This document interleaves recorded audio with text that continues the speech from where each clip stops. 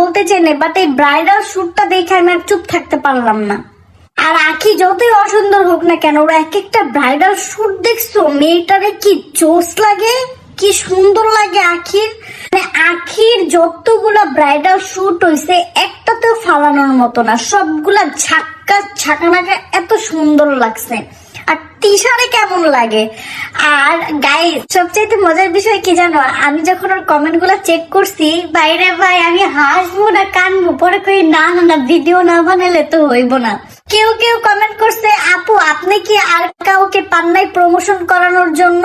আবার কেউ কেউ কমেন্ট করছে, আপনার এই সাতচুন্নির মতো লাগতেছে, কটকটির মতো লাগতেছে, ডাইনির মতো লাগতেছে। মানে একটু ভালো কমেন্ট নাই। সবাই বলতেছে, কেউ বলতেছে পাগের মতো লাগতেছে।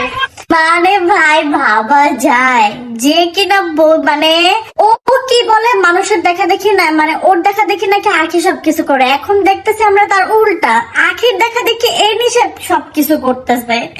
ভালো হয়ে যান, ভালো হয়ে যান। আপনারা সুন্দর লাগে না, যেমনি ছিলেন অমনি থাকেন। মানুষের হাসির পাত্র হয়ে নাই ব্রাইডাল শুট পুট কইরা। শুধু শুধু আখের মতো হইতে পারবেন। আখের ফেস কাটিং আপনার থেকে 1000 গুণে সুন্দর, সেটা সবাই জানে।